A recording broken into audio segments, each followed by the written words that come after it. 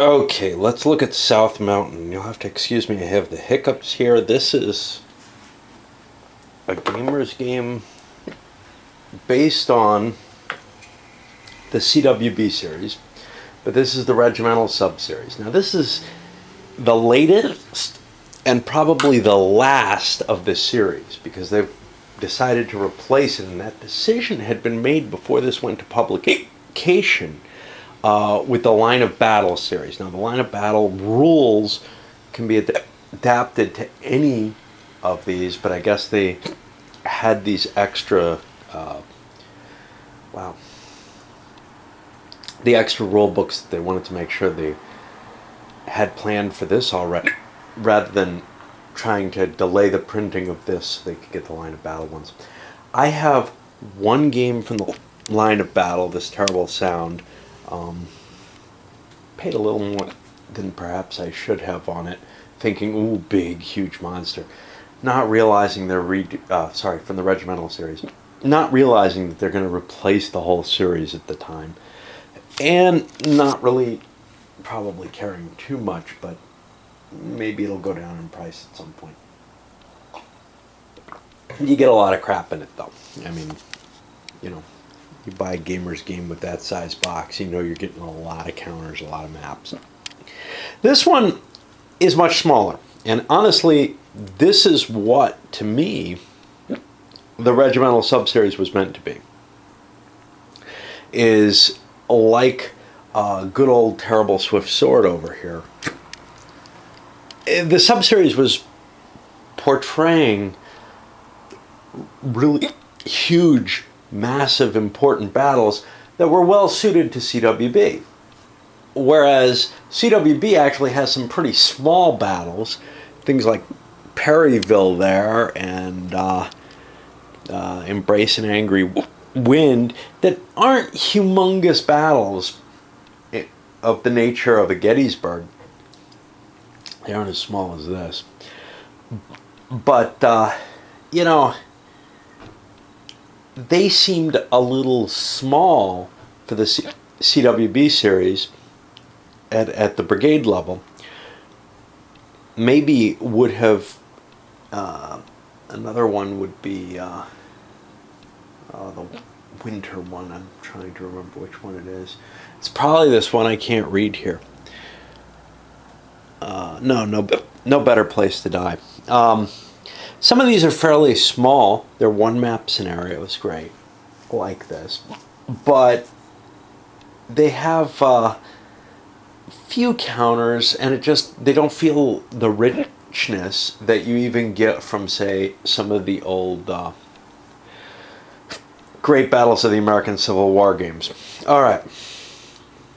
So the primary purpose of this is to introduce, unfortunately, both the CWB, because back when I did the 7 days stuff, which I have over here, and now the way my list is, they're all separated. I've got links between them.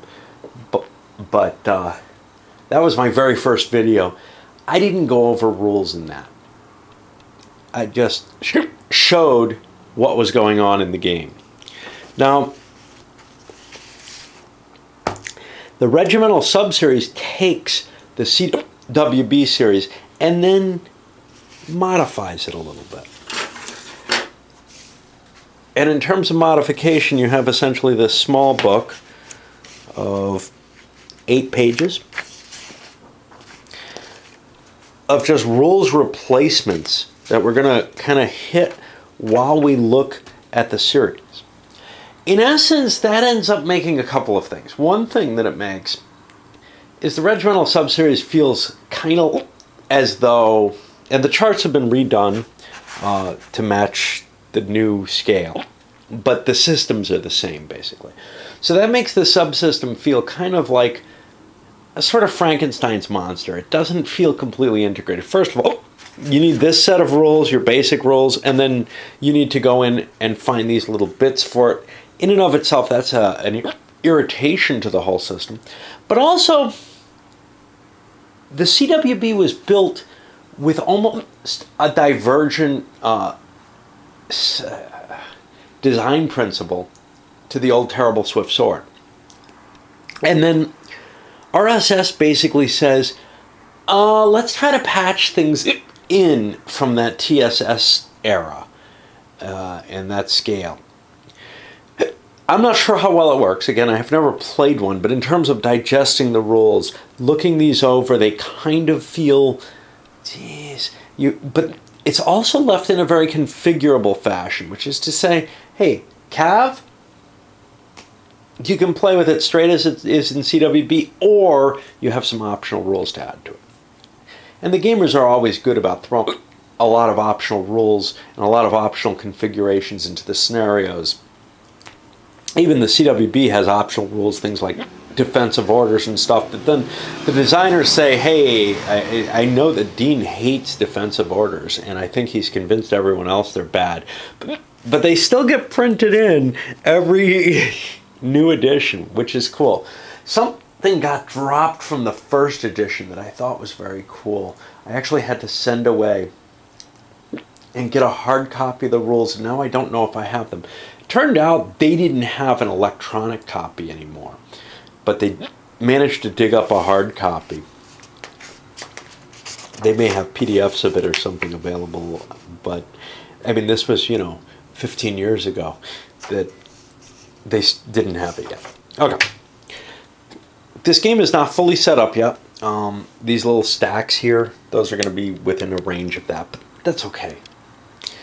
First of all, some of the components look a little different.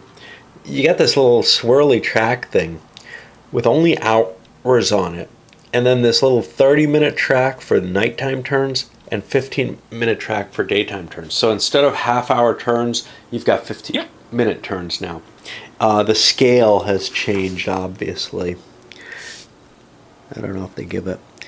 Each hex is 110 yards in this, coming down from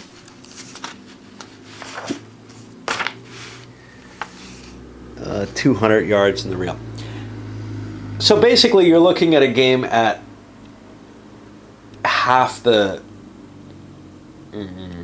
scale, at twice the resolution, as it were. You've got a bunch of informational counters, and they've changed too with the RSS. Most notably, you no longer have a bunch of little letter counters which represent the strength of all the units. And to tell you the truth, I don't know anybody who used them. Everybody used these loss charts. Another configurable thing. You have an option of what their track losses as you did in the original CWB, basically on a per unit basis, per counter basis, and that's what I'm choosing to do. That's the option. The base rule is to track them on these brigade loss charts, and hopefully I haven't mixed them. I haven't. I have a printer now. It's got a copier, a scanner, all that. Shh. I shouldn't have said scanner. I know there are a couple of things people want me to scan. And maybe. But when you track it on here, you're only tracking stragglers. You track losses only with the strength point markers. Now, there's something actually appealing about not tracking losses on a per unit basis, because you can kind of imagine units that got really destroyed being absorbed into other units. It doesn't really work out that way, though, I don't think.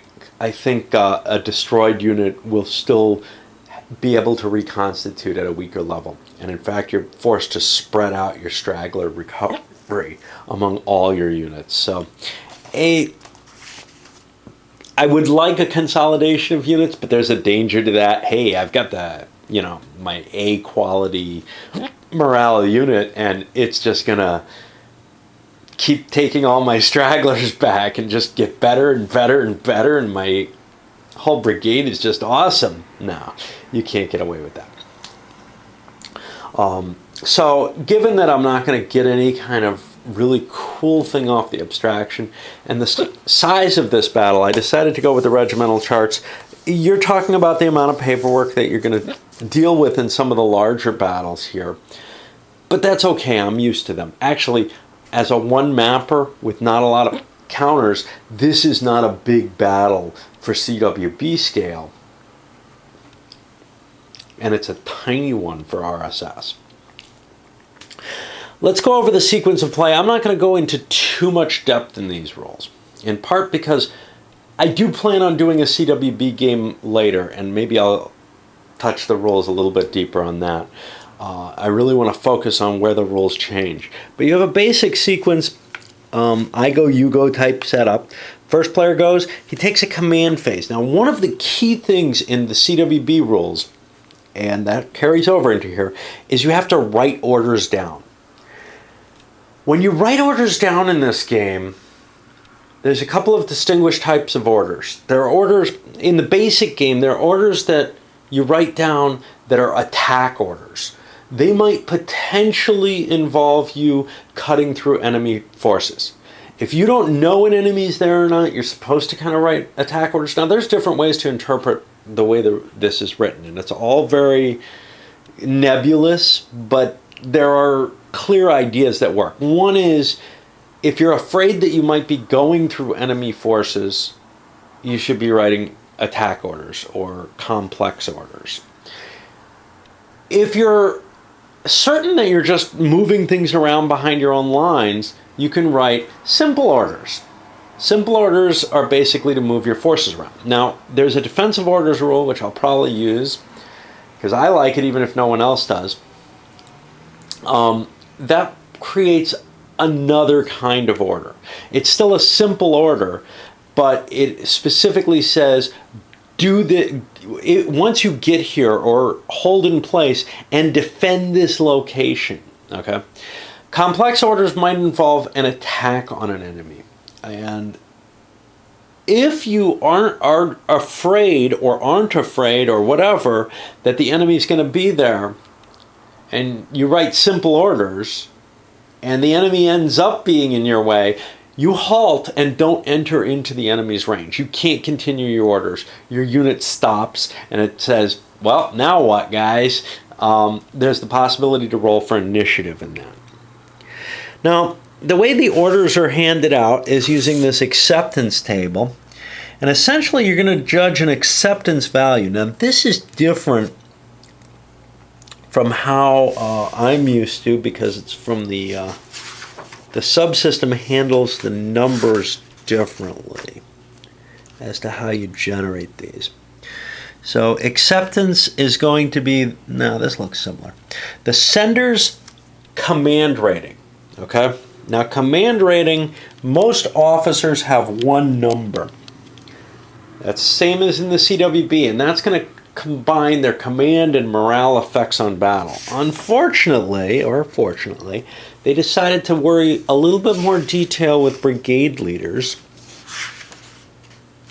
And without giving any pictures or anything useful, somewhere or another it tells me which is which. Brigade leaders have two values. The first number will be used for initiative values and orders, and the second number is going to be a combat morale modifier. And Dean goes into why he chose not to give those additional values to every leader. He just didn't want to put that extra layer of burden on what's already a fairly hefty system. Personally, I think it might have made some sense, because you can picture someone who is very good even at higher levels of rallying and invigorating his troops. But okay. So what you're going to do is combine the sender's rating and receiver's rating.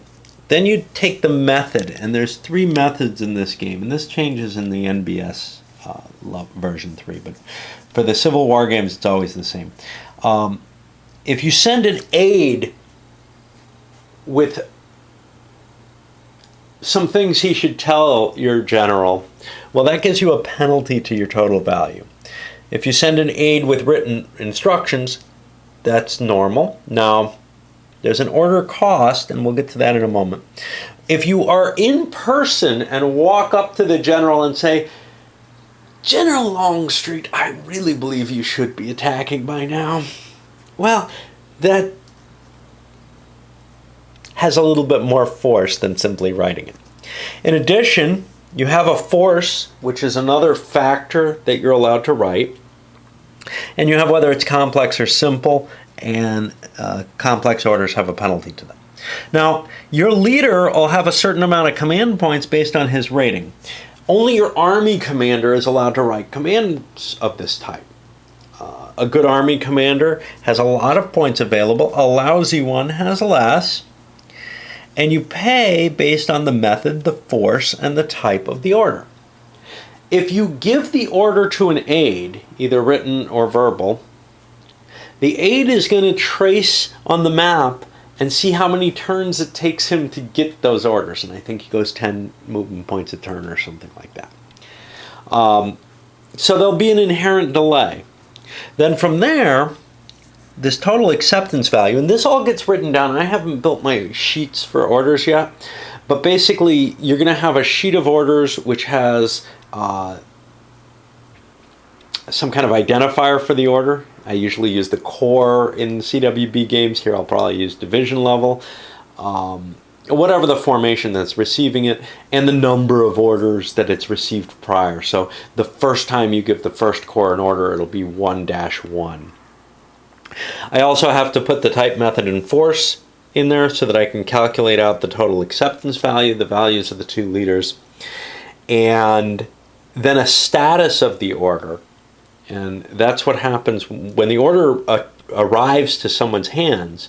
They make a roll on here using 11 to 66 dice, and they get a value. And that value can go from distorted, DT, which means the general basically said, I don't want to do this, or I don't get this, whatever. Now, you won't get wrong orders from that, in the sense that you go wandering off totally misunderstanding. There may be some options. Richard Berg made a lot of optional random events charts for the old CWB games, and somehow that seems to have caught on with David Powell, who actually designed the system for the RSS, and is also the designer for South Mountain. Dean is the designer for the CWB original series. Anyway, he must have liked that idea because he threw random events into this one. And some of the games have random events kind of built into them. Most of them do not, but there's people who've put them online. Otherwise, you get A, which means the order's accepted and the general goes off and starts doing it. And he must keep doing it until somebody tells him to stop. And that somebody could be himself. He could decide this is stupid. His troops could decide this is stupid. We'll get into that later. That's the core attack stoppage table. And this is really the meat of the system. So most of this game system is very similar to TSS. The old CWB took a little bit of abstraction there, didn't worry about individual strength points, didn't worry about the same kind of ammunition levels, the same kind of weapons modifications. This game takes a lot of those ideas. So individual strength points become a factor, and weapons types and how effective they are at ranges. Because at the regimental level, you have a lot of variance between the different units that can be expressed a little better. Anyway.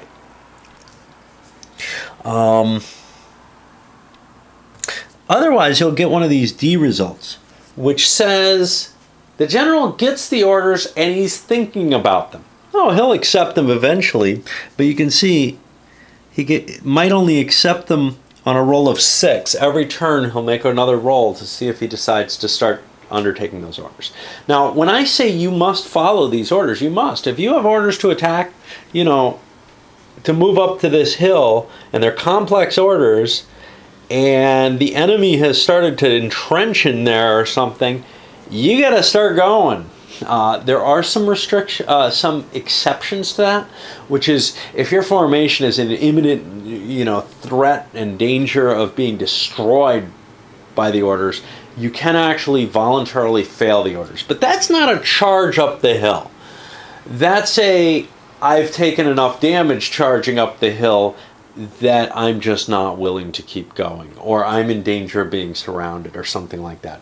So there's a lot of personal interpretation to the orders. You tend to write them out, and again, different people can take different kinds of orders, but they tend to be things like attack that hill to take it, and then defend it, or attack that hill, and once you get it, move forward to Turner's Gap. Usually there are a couple of sentences for me.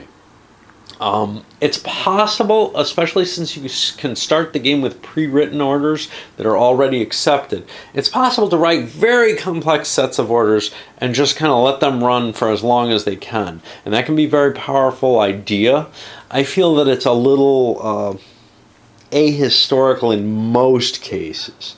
There are some generals who did plot out that kind of attacks, though, in this war. And in the Napoleonic Wars, I think very, very detailed plans are actually perhaps a little more common in some cases. I'm not sure, though, because you had a lot of initiative going on there. Okay. What else do we have here? Let's keep going.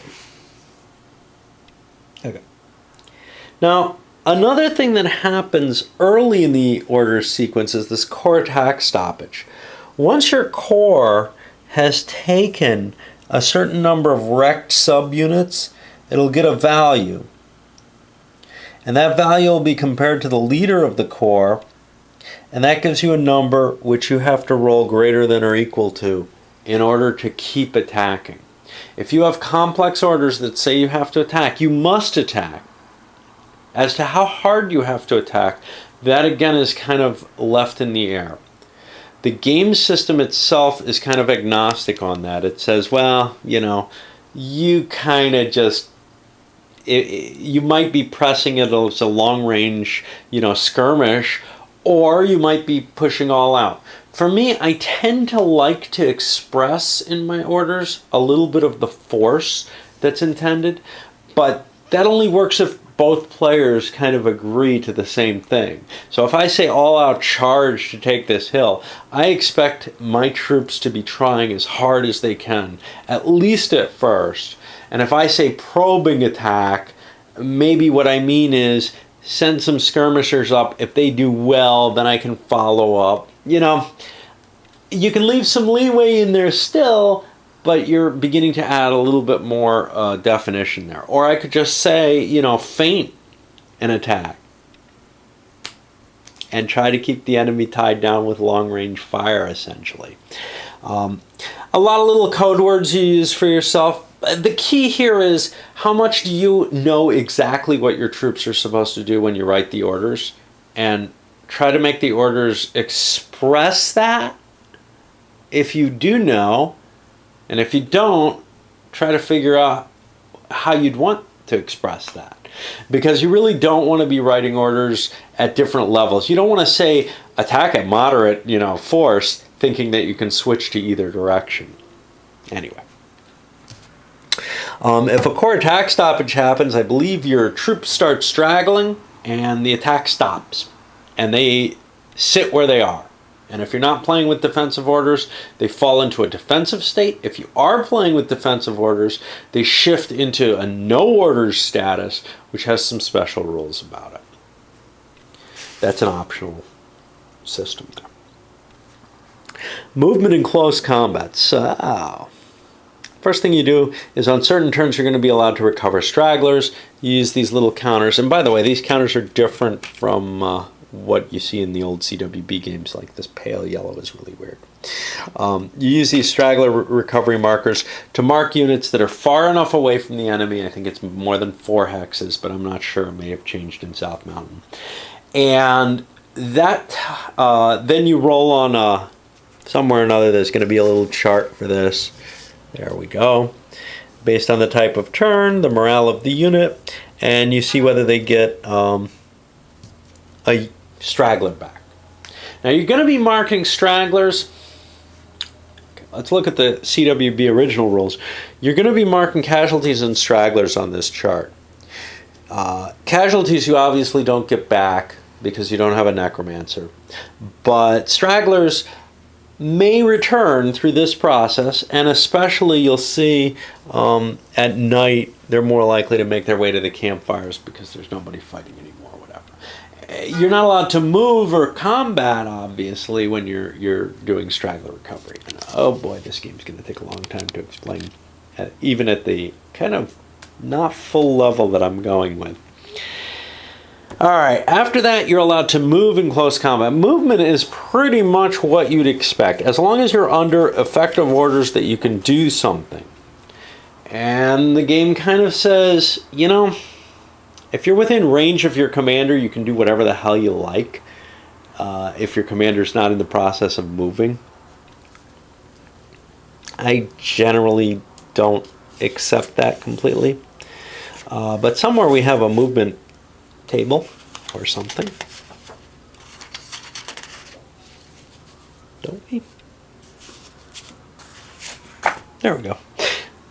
Good old standard terrain effects chart, and you know, formation, line and column being infantry, mounted horses, limbered artillery, wagons and leaders. Not too many different types there, and then a lot of different versions and fairly standard ideas there. Melee combat's a little different. Melee combat is going to be this weird situation where you walk into your enemy's hex during your movement. Movement pauses, and you enter this melee substage sort of thing. Defensive fire occurs. There's an offensive fire as well. Both sides have a chance to break.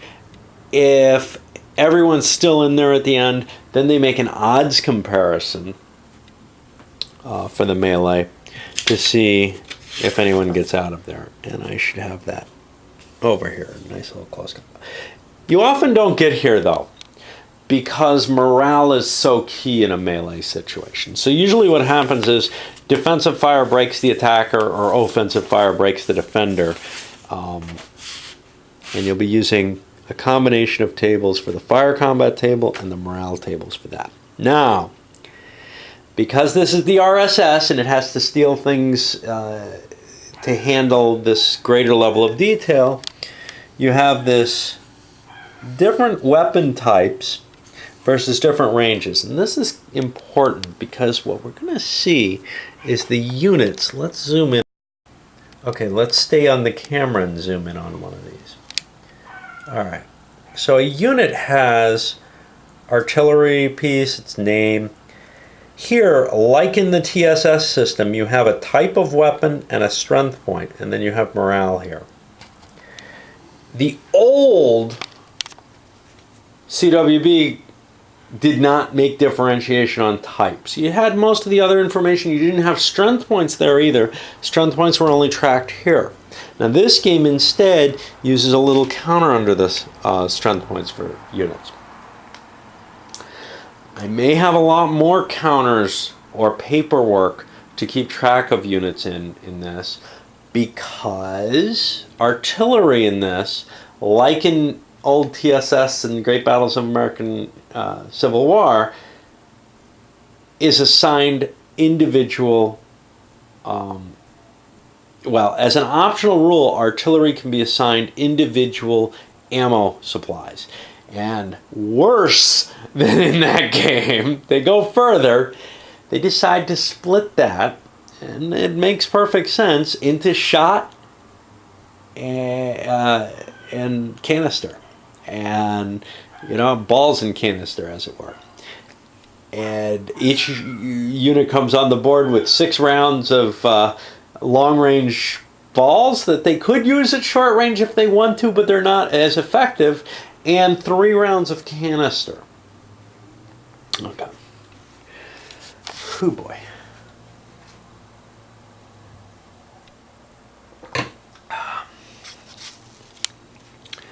So, just trust me on the melee combat that there's a fire combat first, because the next thing we go to is a fire combat phase. And first, the non-phasing player, the defending player as it were, gets his own chance to fire. And he can fire all his units if he wants. And what he does is he calculates out the range, just like in those CWB games, looks at the range, compares it to the type of weapon that's being used. I don't know, CC is for close combat. And gets a multiplier to his strength points. He can add multiple units together to get on a higher column. Casualties, the number is going to be the number of strength points lost. M is a morale check. Now, if you make certain rolls, you go low ammo. And then I don't see that here, so it's probably covered in here. It used to be, I don't remember what. Anyway, once you take damage, remember this fire is never simultaneous, even in melee. Once you take damage, you have to make a morale check. And there, you're going to be comparing your unit morale, and then you get modifiers as column shifts up and down. You roll 11 to 66 dice, and you'll get a result on here. We got Bloodlust. These are the originals, were Bloodlust, Shaken, Disordered, and Routed. They've added some more versions in here. SHB1. I don't know what that is.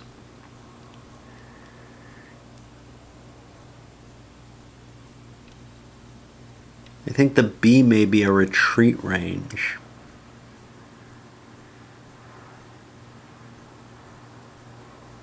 Yeah, back. So that's how many hexes you have to retreat from that result. And then there's if you're stacked with artillery or in breastworks, you don't have to retreat if you get an asterisk.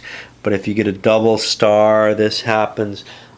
If artillery have to retreat from a zone of control, they have to roll on the gun loss table, and they lose some of their guns to capture from that. Okay.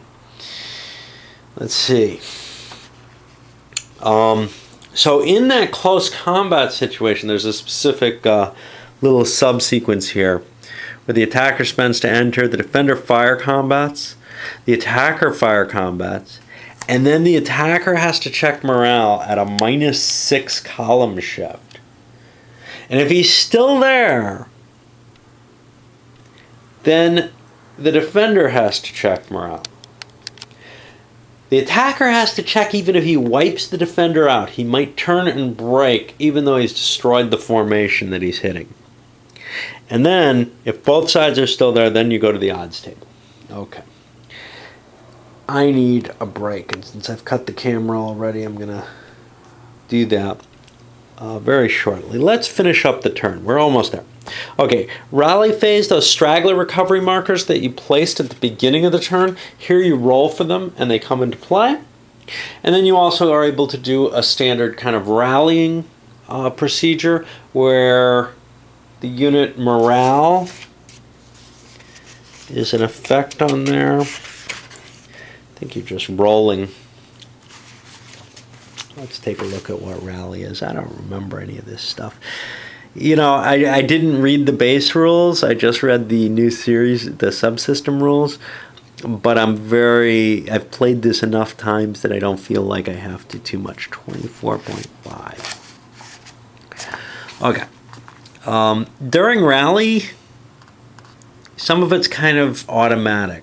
Bloodlust comes off units that aren't adjacent to other bloodlust, that aren't adjacent to other enemy units.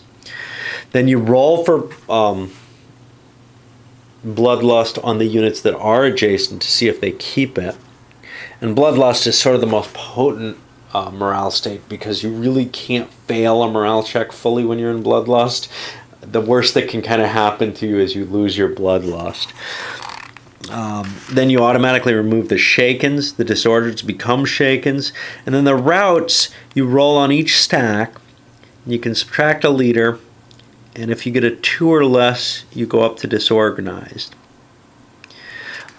If you're still routed after that roll, you have to retreat away from enemy units if you're too close to them. Alright, that's the basis of the sequence of play. And you know what? I'm going to cut this sucker into 2 videos. I think it's just easier. So, we'll talk about, I'll look through this and come up with other system parts that I might want to add in. So here's one, for example, that I can tell you right away. The line of sight rules to this game work on the idea that, and some other games do, Great Battles of American Civil War kind of does, just I think these work better. On the idea that the further back you are, okay, so hills have a crest, is the concept. And if you're behind that crest, it's not on here, it's a gentle slope, but hills have a top, right? If you're on the other side of that top, you may not be able to see over it. You probably won't.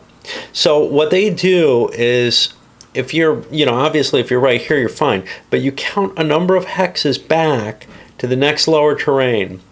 And basically, if you're closer to the next lower terrain behind where you're firing than you are in front of, you're on the wrong side of the hill to be shooting. And it's really a clever system. It works very well the way it's described here. And obviously, other line of sight issues are handled.